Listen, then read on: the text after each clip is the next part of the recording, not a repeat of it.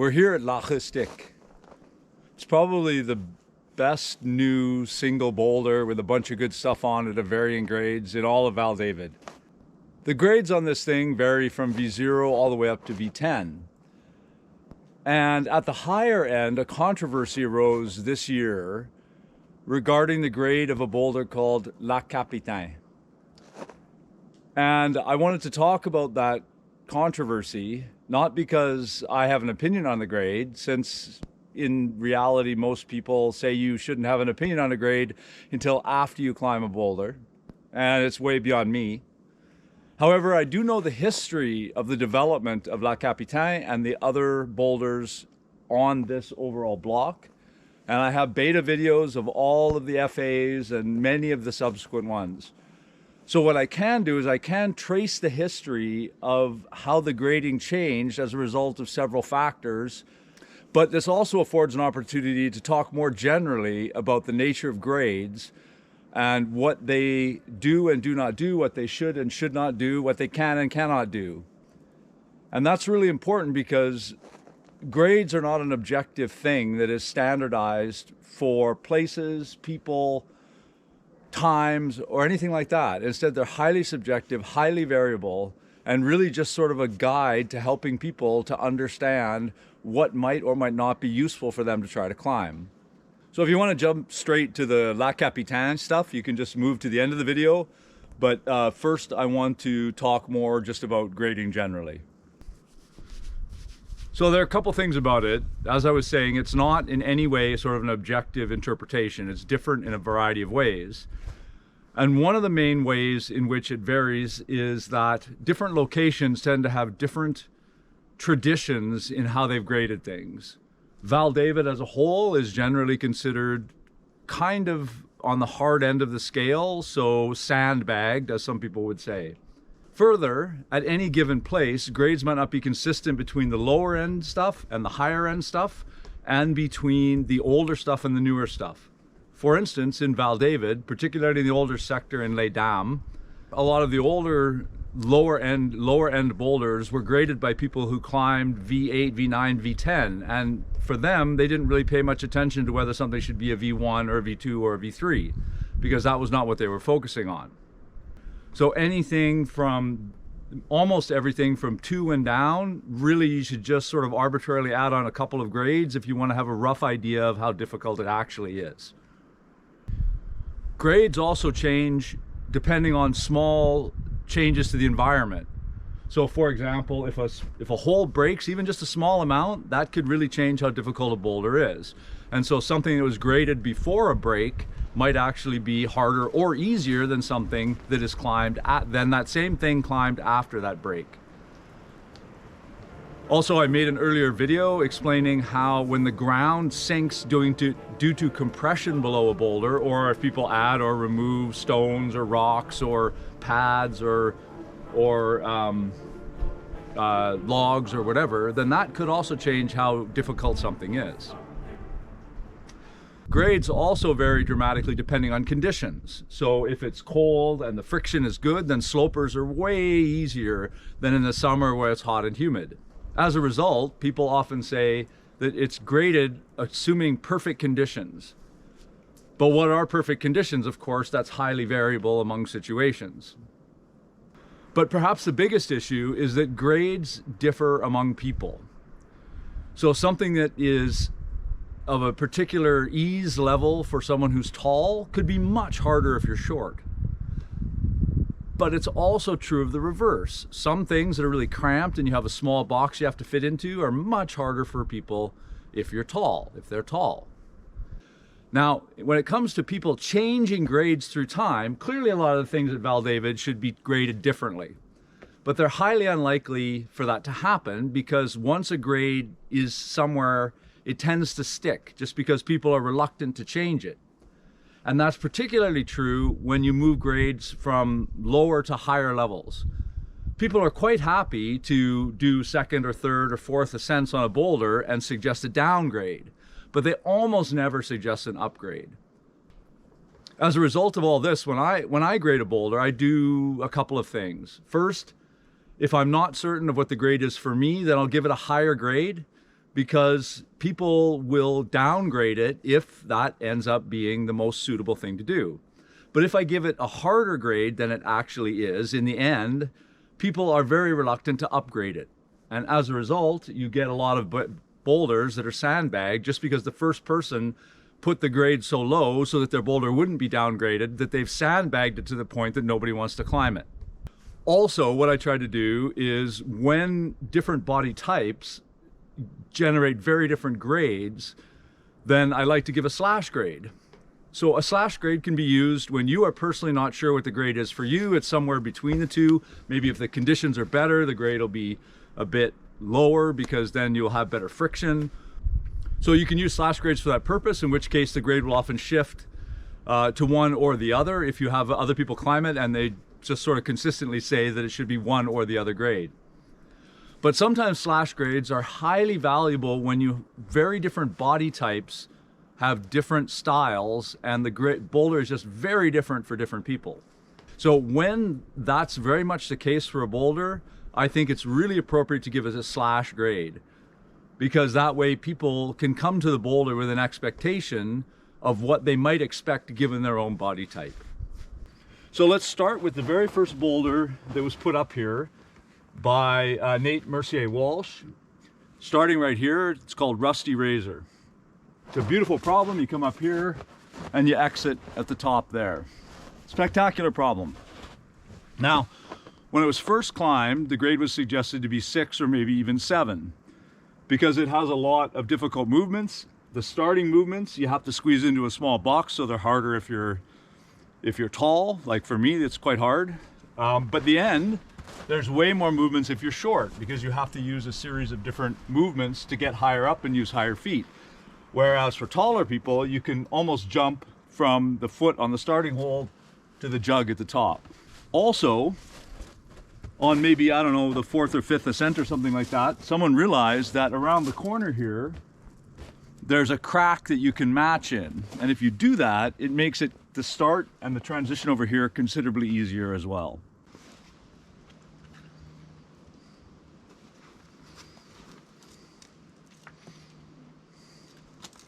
Come on. There it is, come on. Come on. Yeah, come on. Come on. Yeah, come on. Come on. Okay. You're getting it. Yeah. Right there. Come on. Come on. Yeah. So this boulder now, RustyRazor, has a slash grade. It's 5/6. And I think it's appropriate because if you're short, it is definitely harder into the 6 range, or very hard 5. Not everyone thinks that, but I think that's fair. If you're taller, I think it's closer to the V5. So I eventually climbed this, and it's at the harder end of V5 for me, particularly because of the start. But I don't think it's solidly a V6. So I think the slash grade is very appropriate for this one.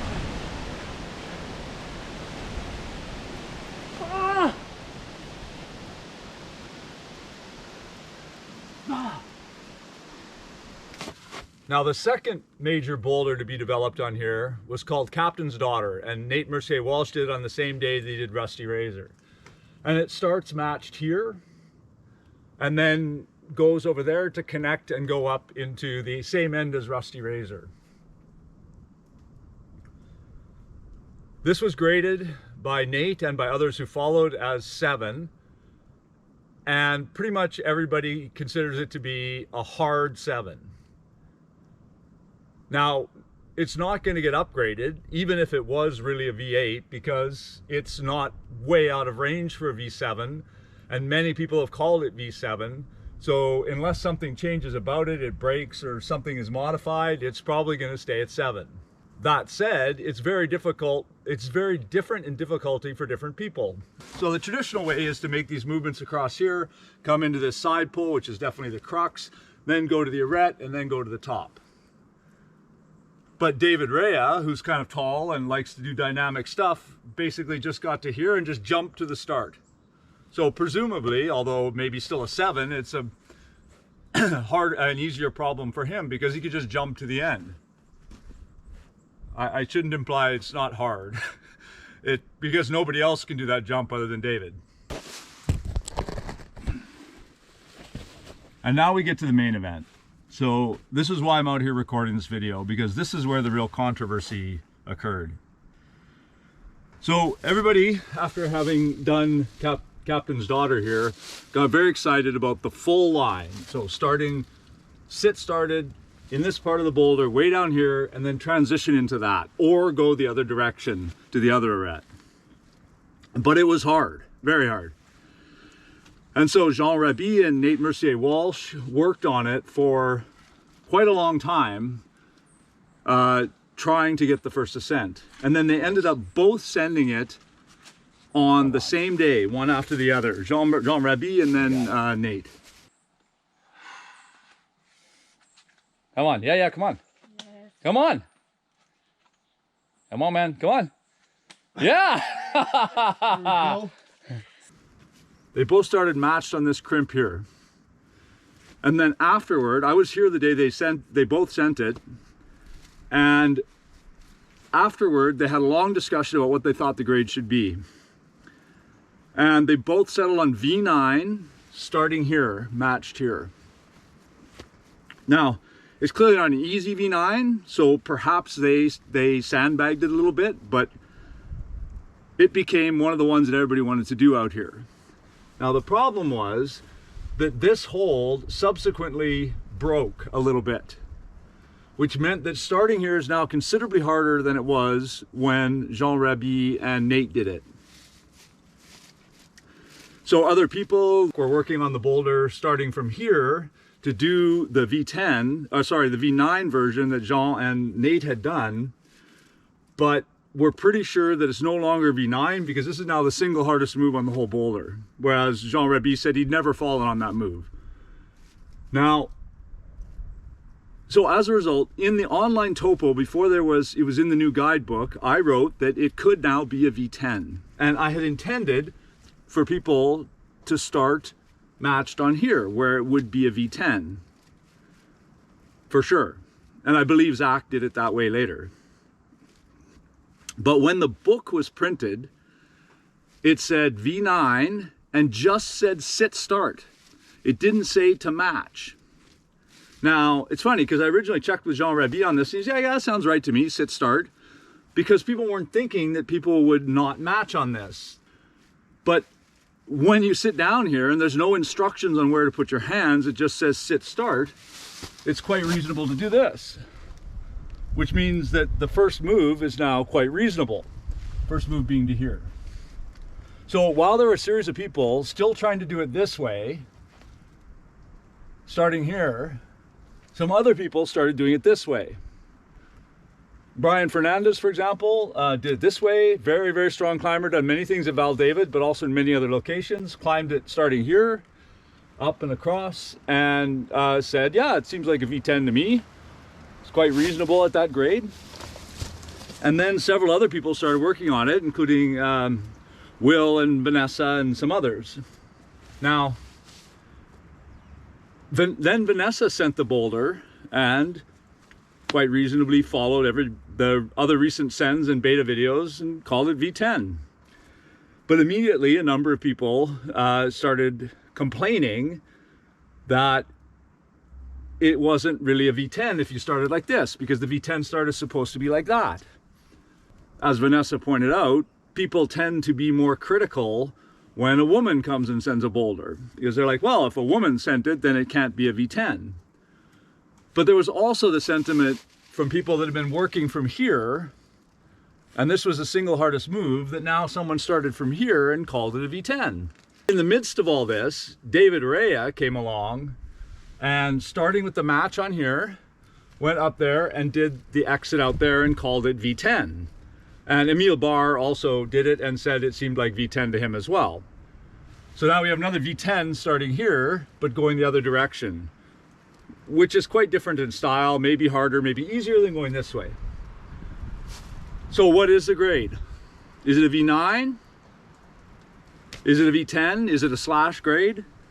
Again, I don't honestly have an opinion on this, but what's clear is that starting matched here is much harder than starting like this, because this is the single hardest move.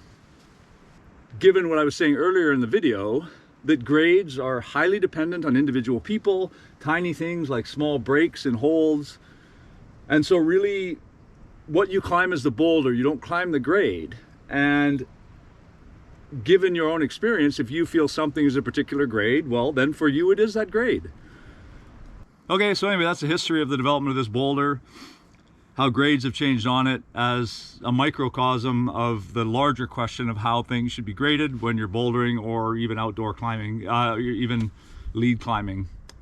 Or gym climbing, or outdoor climbing, lead climbing, trad climbing, doesn't matter. Anything where people are putting their own opinion of a grade on something or a level of difficulty, well, it's not an objective thing, it's completely subjective. But hopefully it's a guide toward challenging yourself and bringing you to those challenges that are best suited for what you want to achieve in the time frame you want to achieve it. Me personally, shit, fuck.